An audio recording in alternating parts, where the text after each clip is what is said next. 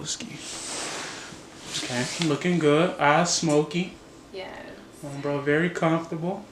Very. Who we got in front of us right now? Bombshell blonde. AKA? AKA Bombshell blonde. Bro, that's all they need to know. Yeah. Bro. Yeah. I'm happy I got you here because there was a couple questions I want to know. Because, like, first off, let us know where you came from. Because I know you said you're not from Chicago, right? You said you're from Las Vegas? I was born in Vegas, but my family like moved back to Chicago when I was 6 months old, and we stayed over east. And then I grew up in Chicago Heights, and then I moved to Chatham. You said you went to Chatham? Like I moved to Chatham. Uh-huh. And then I moved to New Orleans. Oh, yeah? Yeah. Yeah. Decent little moving around when you was little?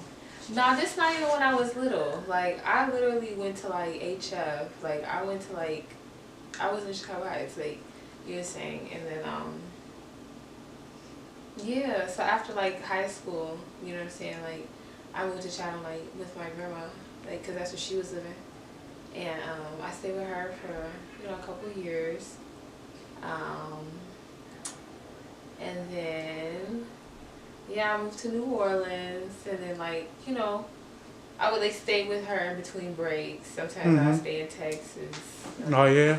Yeah, and so, yeah. So, yeah. I've really been on, like, every side of the city, like, living-wise. Like, I've lived, like, north side, like, south side, over east. I live in the south suburbs.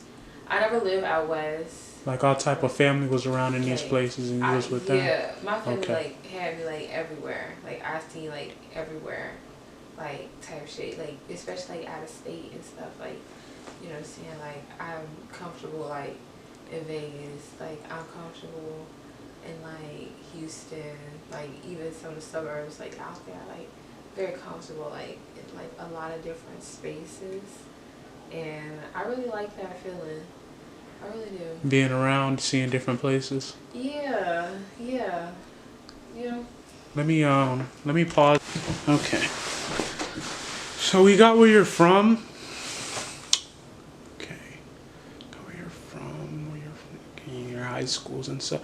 Okay, out of all the places you've been at, so you say you like to move around and such, see different places, right? Mm-hmm. So you wouldn't say you have a favorite place that you've been at so far? A favorite place? No, I don't have a favorite place. I just really like being like on the beach and like on the ocean and things like that. As long as you got some beach and ocean, you straight? Yeah. So you say you like something like Cali? Yeah, that's what I really like about California, like the beach vibe and like actually being like, on the beach with like warm weather. Bro, you got your little yacht thing going on in Cali, right? Yeah, that's in Long Beach. Yeah, that's another thing too. So like, a lot of people when they start out, they just have music, they got videos, but you've been doing multiple shows. Like, but then like, how did this happen? And I got a couple ideas, but would you be willing to let us know how that go? Because I know it's having connections, but how do you get these connections? Yeah. Like you knew a person that owned a VR bar up north, I think, and you knew a couple of venues, and you basically, I think for like a span of like by like 4 or 5 months, you probably did like 2-3 shows, or if I think it was 1 year, you probably did like 2-3 shows. Oh. Probably 4. In a year. I think last year. Last year, I think I did at least like 10 shows. 10 shows. And like you're like, okay, you wasn't starting out last year. I think like the year before that, right? 2020, 2020, I think I did maybe 2 shows. When did you start the music for real? Like start Real? putting it out. Oh, start putting it out. I mean, shoot. Cause like, okay, I've always loved music and shit, and so I started like making like little DJ mixes like on this old computer I had. DJ Galaxies. DJ Galaxies, yeah. Back They in, don't like, even know who high that school. is. That's That's a a class, huh? That's like, yeah, like high school type shit. Like my junior year, like I started like, making like little, it was just like little shit. Like I'll put on SoundCloud. It was big shit, cause them was good ass mixes. So It I was just remember that stuff I smooth. really like to hear. You remember that smooth tee up mix? Yeah. Boy, look, that shit put me on. Yeah, it was a lot of like hits in there, man. It was like just like songs I really like to hear. Smooth tee up like playlists. Like I just like music. I love music. Like the way it makes me feel. How does it make you feel? Music, like, I mean, it all depends. Like sometimes like it just makes me feel like very empowered. Sometimes it can make me feel vulnerable. Sometimes it could make me feel like anxious, like angsty, angry. Sometimes it make me feel like really happy and excited and like calm and dreamy. Like it just all depends. And that's what I love most about it. It's like the fact that it's always changing and like people is always gonna love it though. Like, So I love music.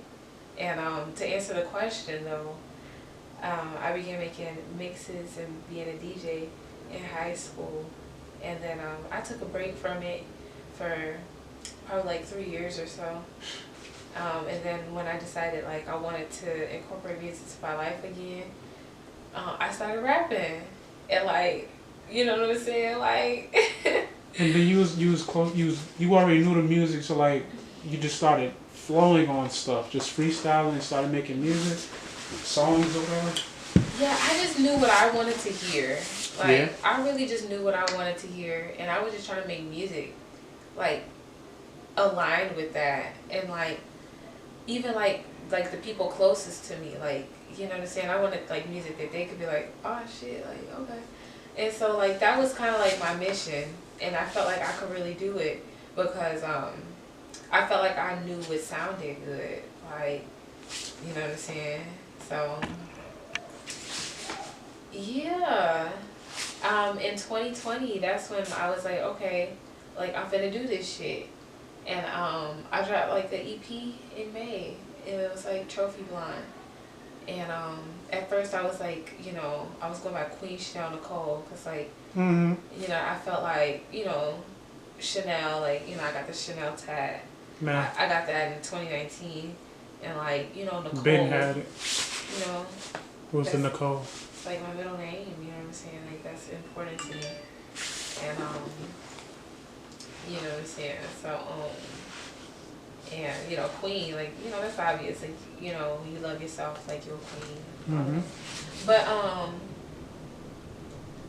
shit, I dropped some EPs. I dropped the Trophy Blonde mixtape in May 2021, and then February 20, 2022, I'm going to be dropping the Trophy Blonde album. You gotta get the dates right, Yep. So. You ready? I'm super ready. As a matter of fact, I just shot a music video for it today, and I'm just really confident in like its turnout. Like I think the aesthetics of it is just immaculate. Immaculate. Yes. Exquisite. Quite exquisite. Top tier. It's top tier. Sensational. Absolutely sensational. And I just think people are gonna be able to fully see like who I am as a person and who I am as an artist and what like the artistry means to me. Because this is something I've been passionate about for years. Like I love art, you know what I'm saying? And it was just a matter of time before I like, began pursuing it like seriously, on a serious note. So it's like I'm really proud I'm proud of you too, man. Cause when you, like I said, I already knew you had talent when you started DJing and making these mixes and such. I'm like, this shit different. Man. And then I remember you was not doing shit for a minute with that. And then out of nowhere, I see you start rapping. I'm like, hold on. And it was good. I'm like, hold on, Shud. Yeah, cause I'm like, you know what I'm saying? Cause like every song that I make, it's like me just trying to like tell a story, or like sometimes I might like really be pouring my heart out on some shit, like, you know what I'm saying? But it's always me like putting myself into it, like, you know, and that's what I feel like I try to stay dedicated to, because music to me is that important. Like, I've always been able to listen to like some song that explains the way that I'm feeling. Right. And I'm sorry, there's something about it. Okay. Like, I don't know. I think it was not Repute. I don't think it was H2O. It was one of them songs that what was it off of? Which one? What this is? Not Princess. I think it was Princess of the Trenches. Princess of the Trenches. It was a song on there that was more like feelful. And then at the end, you're like, well, I was singing on that motherfucker. Oh, yeah, Perfect. You know, yeah, Perfect. That was me really like, you know, coming into like a new light, I feel. Because all my songs up to that point was just me, like, I don't know, just like, just talking, like, on some shit. And like, I feel like that was me really like taking like an introspective dive, like, into myself and like into it all. And yeah, and I feel like it really like, you know what I'm saying, like, it really like came out like exactly how I wanted it to, like, on some shit. And like That's the supposed to happen. yeah, and like it was just me like really saying like, you know, me accepting all my flaws is what makes me perfect. And if I'm not perfect in your eyes, then I'm the fucking closest thing to perfect. You know what I'm saying? I know I'm perfect, but like, you know what I'm saying? If it's not me, then who? Like, that's how I'm just like looking at it. And so, you know what I'm saying? It was just that moment where I like, you know, stepped out of some like, even the boundaries and limitations that I placed on myself, and, you know, all of that, and pushing myself. And so, yeah, even when I had like dark moments, like still knowing I'm worth it. You know what I'm saying? Even when I doubted it, still knowing that I am still worth it. Like, this is just a fleeting feeling, the doubt. You're So, mentally strong. That's a good thing. No, it was an original question. So, like, everyone else starts with tapes, videos, and such, but you have shows, and you was doing multiple shows. What you said, like 10 shows last year? Like, is it literally just talking to people, or how did it happen? I guess like the first step is definitely like taking initiative. Like, you know what I'm saying? Like setting like a certain goal for yourself, and setting like a tone for yourself, and like a certain pace, and really just like sticking to it and staying with it, I guess. And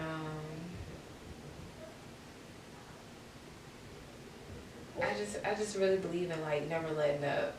Mm-hmm. Like, you know what I'm saying? Like, I know what I was trying to accomplish last year, because when I said that, like, when I set that tone for myself, it was when I had dropped the mixtape. And The first one. yeah, it was my first mixtape, 20 tracks. And I'm like, I don't want this shit to just like go unnoticed or like get buried. You Like, say you gotta perform these motherfuckers. yeah, like, you know what I'm saying? Like, yeah, like that's what it's for. It's to be heard. Like, You just started hitting people up like, hey, let me perform this motherfucker. it was a matter of like, you know what I'm saying, like, you know, the connections and like, you know, networking and people that I've known like since I was like, you know, just an aspiring like DJ. Like, I was like 16, like, you know, so it's like those people still like within the same like community, like, you know, in the music community, in the art community. You know, I see their name on a flyer. Okay, let me slide to this show. Okay, I'm sliding to the show. Oh, I see them there. Like, okay, like, what's up? Like, we finna lock. You said y'all finna lock in and what? Like, you know what I'm saying? Cause like, you know, just brushing up on connections that you already have, like, and nourishing them and watering them and things like that. Like, that's important. And I just think, like, you know, if you see it, go after it. Mm-hmm. That's how I feel about it. So. That's definitely something I want to know. If you could name like 10 of your songs that you think people should listen to right now, what would you say? 10 of my songs that Top people should 10. listen to. Ooh, that is a tough question because I could have said 5. I wanted to give you. No, it's because it's like it's a lot of unreleased stuff at this very moment. So Man. I'm not gonna include the unreleased because there's a lot of favorites I have for unreleased. I actually struggled today because I'm like, what song is gonna be for the video? That's what's like. It's too many to choose. But if I just had to choose 10, I would say, let's see. Okay, BBB, Big Body Bands. Big Body Bands. And is this in a particular order? Oh man, I can't do all of that. A particular order? No, this is no particular order. BBB, 504, R.P. Scully. That's like my shit. I love that song. You know, Material Girl. Man. Yeah, produced by Envy's. I'm not gonna lie. Like, Did it have anything to do with Saucy Santana? No affiliation. Oh, but girl. at the end of the day, you know, Madonna, I guess, let me say that, because Madonna on some shit, she was like, you know, the material girl of the 80s. But before her, it was Marilyn Monroe. Like, she wore the dress in Gentlemen's Prefer Blondes. But,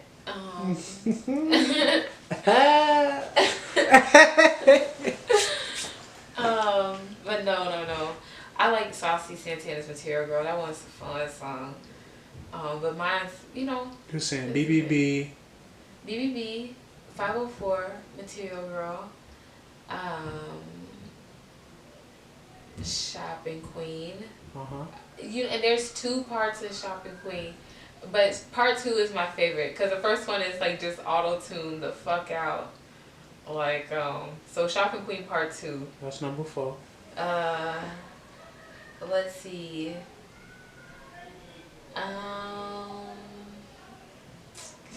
613 is Stiletto. Number 5. Let me see.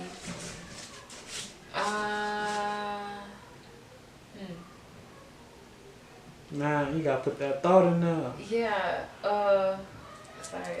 Let me think of some. Hugh Hefner. Yeah, definitely. Cause I'm Rest in peace, Hugh Hefner. Yeah, R.B. Hefner. Let me think. I really like Voodoo. I told him to make it. You would think I did Voodoo. I was shopping all night. He didn't even have a clue. Okay. That was number 7. Let's see. That 10. Yeah, I'm at 7 right now. 3 more. Cause this is down to the nitty gritty. Man. Let's see.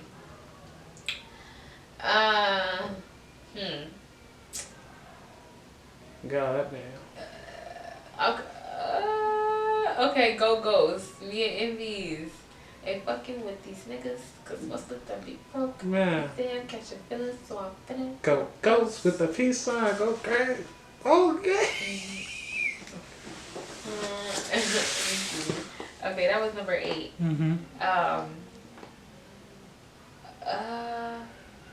Dang. Okay, I would definitely. Okay, because the question is what I want people to listen to / what are my faves.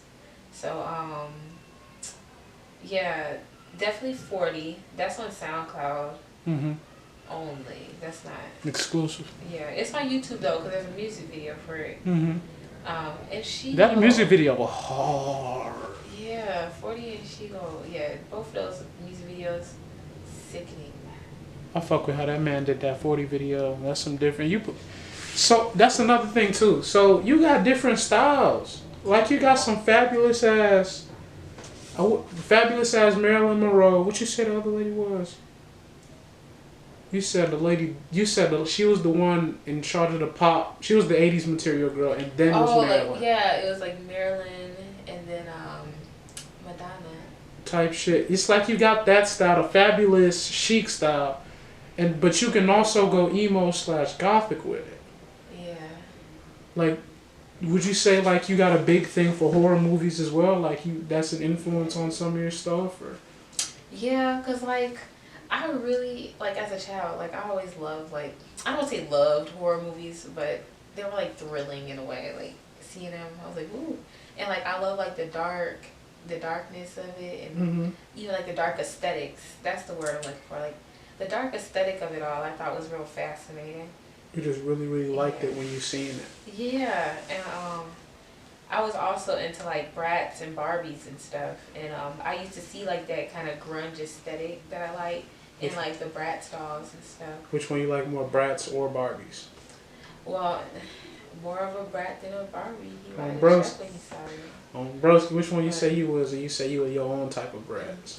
Yeah, because I mean, I feel like I'm like really like both, like a Brat and a Barbie, because literally my favorite colors are literally pink and black, and like I think like the pink really represents like my Barbie side, and like, you know, the finer things that I like, and like the black is really like my more grungy aesthetic, and like, you know, things like the, you know, just like, you know, dark, and like even like the music I listen to, like, you know, certain tattoos I have, like the Nirvana, like all of that. So it's like I think my overall aesthetic and is kind of just like a reflection of, you know, what I am on the inside. You know, I like glamorous things and I like grunge, and so yeah.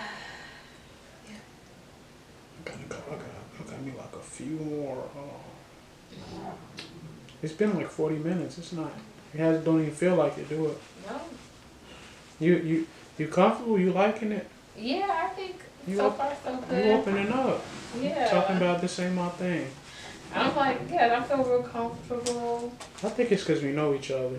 I think so too, and like the fact I could be inside my crib. This is the thing that I was thinking of doing, like trying to like incorporate cribs in interviews. You know, MTV cribs. Yeah. Not necessarily that, but like in interviews, because like when people are in their house, they're more comfortable. It's not like, oh, I gotta go out somewhere in public, I gotta dress up, because you feel me, I'm finna be seen type shit. Right. I feel like everyone's in their natural element when you get them in their house. Mm-hmm. That's another thing too. Like I think that definitely enforces I can only interview people I'm cool with type shit. Because I don't think too many people gonna let you be in their house. I don't think so either.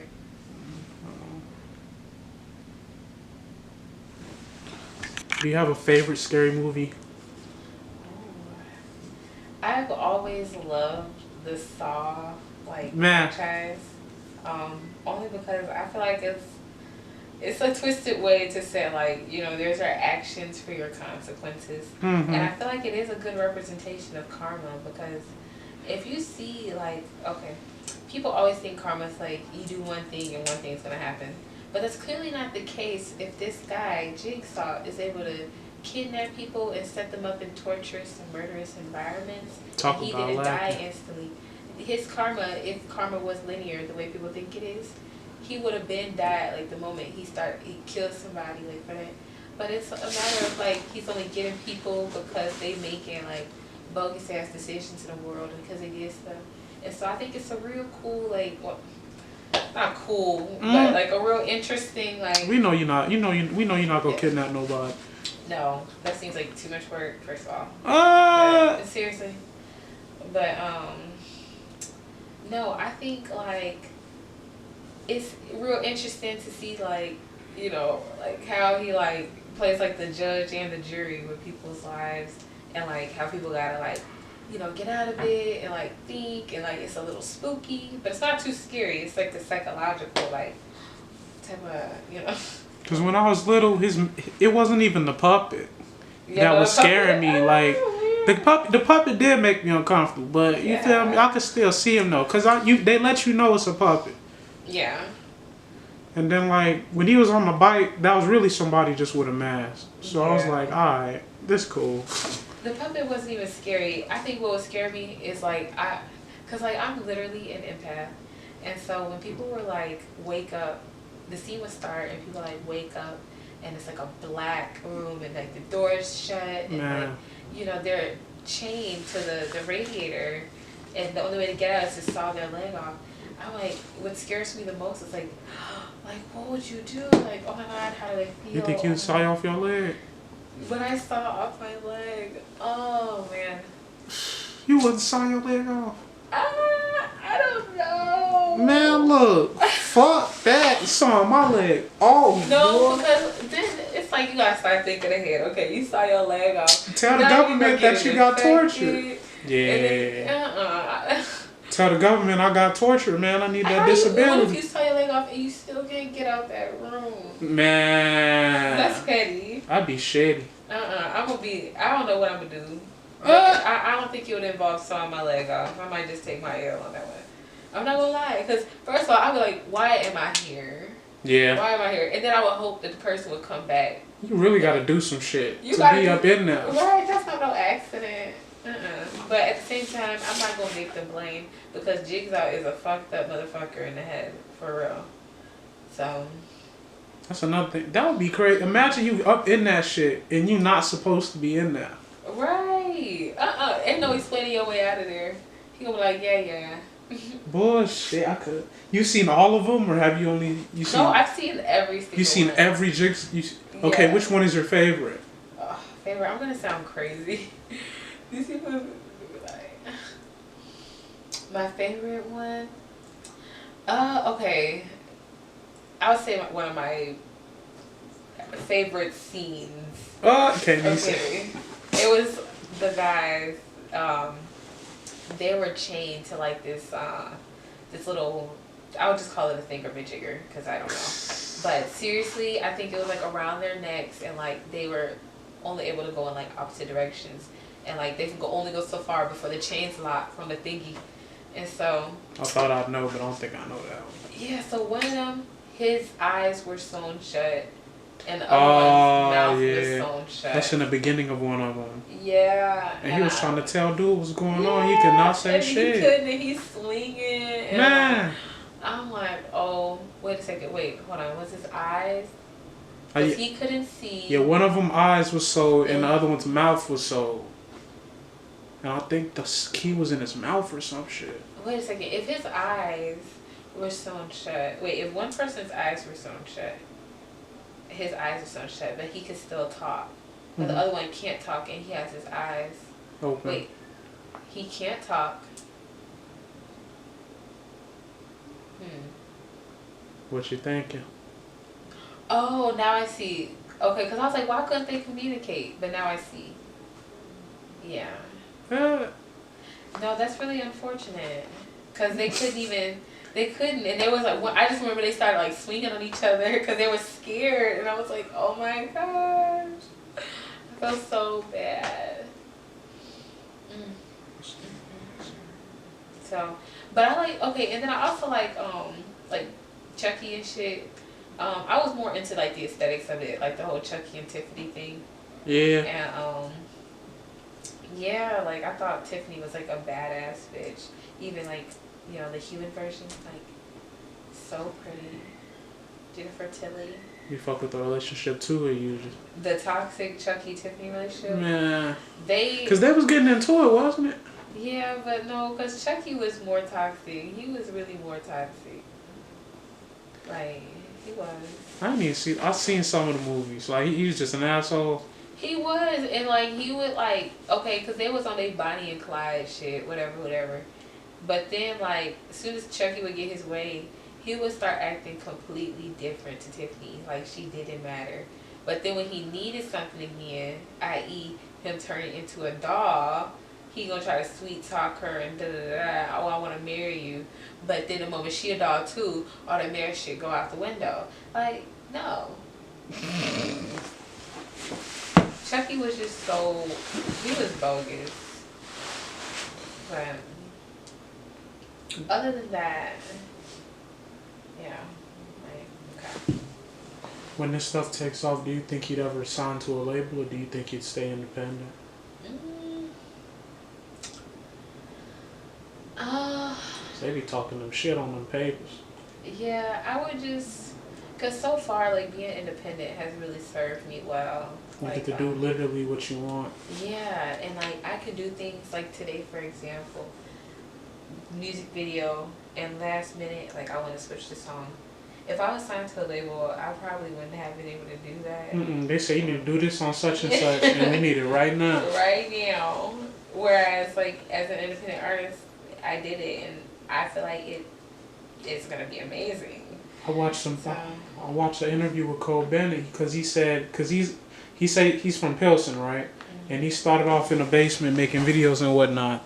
Then when it took off and he started working with people with labels, he said literally the label would be doing such and such and changing shit last minute. The artist wouldn't even know. Literally, they just sent it to Cole Bennett and he's like, "What the fuck?" And then they just got to go along with it. wow. No, I couldn't do that shit. And you know, it's just kind of hard to tell or to definitely say like what I would do, but I know for one thing, like being independent, it's really taken me far. And if there were to come a time where a label would offer me something, I would just want it to be aligned with A, what I've already accomplished, and B, helping me expand on my current ideas. Because I don't want to be in a position where, I have zero control over anything. Like, because I think I really have like a lot of great ideas and like a lot of cool things to bring to the table. And I would just want to be working with people who believes in me and is like, conscious of, who I am. Like, I think I'm a really powerful individual. I want that to be respected. I don't want it to just be like, oh yeah. So, yeah, I think to answer the question, I'm just gonna stay independent for as long as it serves me best. Because one thing for sure is I know there's a label out there that'll give you freedom. You just gotta, if you're saying you need an album, you're doing an album by such and such, they just need it by such and such. But I know there's definitely people out there that'll give you freedom. You just gotta definitely look. And when it happens, please get a lawyer. We don't want no Lil Wayne situation. Yeah. None of that. Where you like shit, that bread nice, and you sign. Next thing you know, you get you put on some artists, and then he getting money from you, getting money from your artist. Can't do shit about it. Yeah, that's crazy, man. That's crazy. The stipulation. Folks had him fucked up.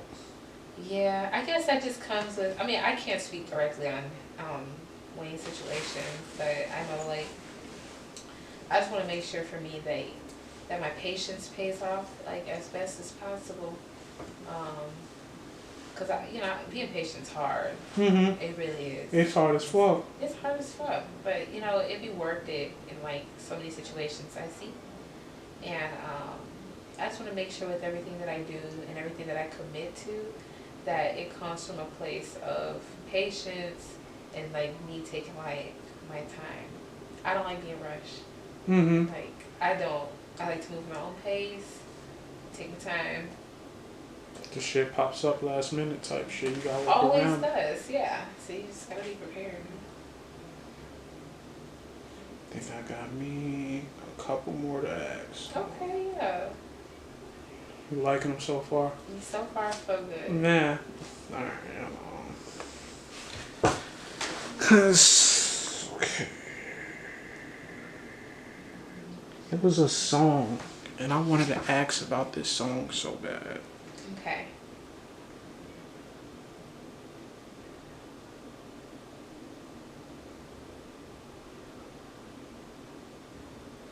Well, okay, so we know you're a Queen Chanel Nicole, Mm-hmm. and we know why you picked that. Why'd you pick Bombshell Blonde?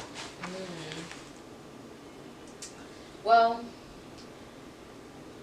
like for one, I just felt like blonde was a really suitable color, like for my face and for my energy, and honestly for what I represent. I feel like blonde is just a very like invigorating color, and Because So you know it's a lot of it's a stigma out there where they think blonde people are dumb people. yeah, you know, people think that, but I think if people would take time to even just get to know me, like they'll know, like I am not dumb. Ah, Like I am not dumb. bros, It's not. play if you But, want to. right, whatever. They can play if they want, um, but yeah. So I just felt like, you know, like I have like really I. This is just me being a little vain for a second, but I feel like with like my eyes and then like my skin tone and like the shade of blonde that I typically stick to, which is 613. Because I was so thinking, what is 613 and stilettos about? What was the Yeah, 613 it's about? that exact feeling that I get when I have like my tan summer skin, because my skin in the summer is so beautiful. I mean, my skin always, but like in the summer especially, it's like sun kissed. And like with this type of platinum blonde, it's 613. 613. Yeah, and then like a pair of stilettos, I feel What the like a bad fuck? bitch. I did not know that. I'm like Yeah. 613 and stilettos. What's the six? Is she like? You talk about? I couldn't. It can't be like 6 feet 13 inches. Like what does she mean? No. And I feel like the baddies knew. I was finna say. That was a song for the baddies. Seriously, because it's like, pretty and sedity bitch living at the top floor, Dom Perignon, popping bottles of that rose gold. You know? Bro. So it's like, that's how that song, that's how I was feeling. Um, but to answer the original question, I chose the name Bombshell Blonde because I was really inspired by a lot of the other icono blondes, especially Marilyn Monroe and Donatella Versace. Seriously, because like my big inspirations is even broader than that. Like I love like Rihanna. I love Rihanna. Like Nah. seriously, she's amazing. And Michael Jackson. Oh my God, Beyonce. But really, Rihanna and Michael Jackson, like they really Future. He like rapper. But anyways, I can go on. But seriously, for when it comes to blondes, I love Donatella because she was so strong. And she really like I see like a lot of the courage and strength. And Marilyn, like man, like even after her death for like so many years, She's still remembered. She's never gonna get forgotten. Ever. It's what she is, and she was a low key into some shit too. But like, they gon' never forget her. Yeah, I mean, I think she was just raw. Like, look at her. Like, I think I just see like her net worth would be like, she would be a billionaire if I'm not mistaken, on some shit, and like it's just crazy. So yeah. Choosing like Bombshell Blonde was me like being inspired by them, but like, you know, they're white and I'm black, and so they're typically called blonde bombshells. So I just did like a little Bombshell Blonde, added an E. That's me. Bros, that alright. And then with these bars, like, is it something you just write out? You just go out your day and you're just thinking shit out in your head, or do you just sit down when you have time and just write stuff? Like, what's your process? Yeah, the process, you know, it depends on the song because there's been moments where I have just freestyled something, and then there's some times where I've been like, I spend like months writing the song because like I'll write something and just keep tweaking it until I feel like it's perfect. Mm-hmm. And perfect in that instance is like what clearly represents my feelings, like in a most transparent way, because I want my music to represent that like clarity, and that only comes about if I'm being honest with myself and stuff. And so I try to write and keep my music as present as possible.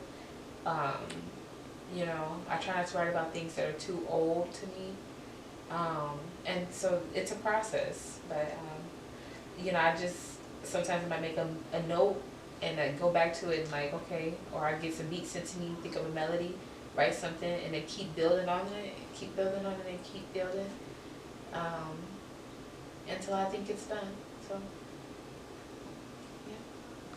Bro, and I think I got one last one or two last ones. Oh yeah.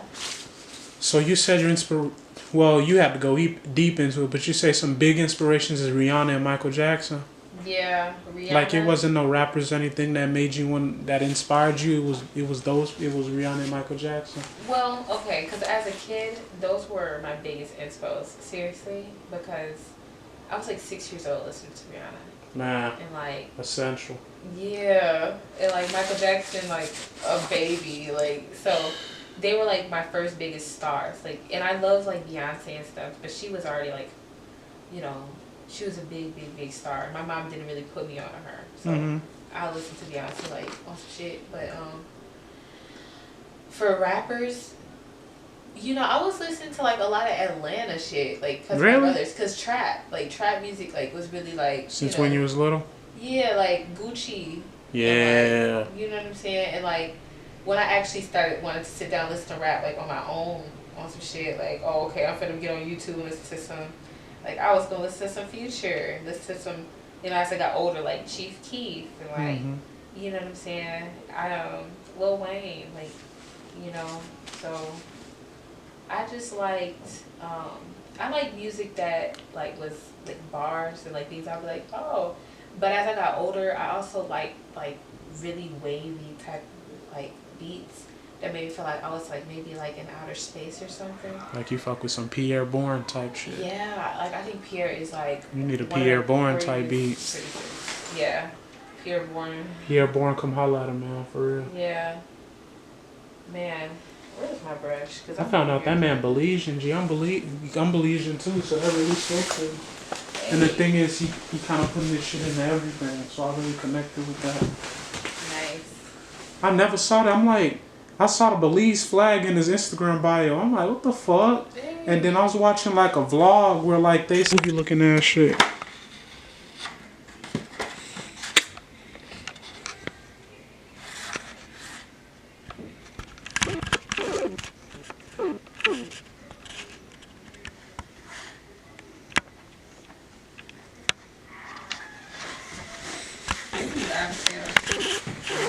Like what I was saying earlier, they teeing up downstairs or something. They always be teed. That's a wrap.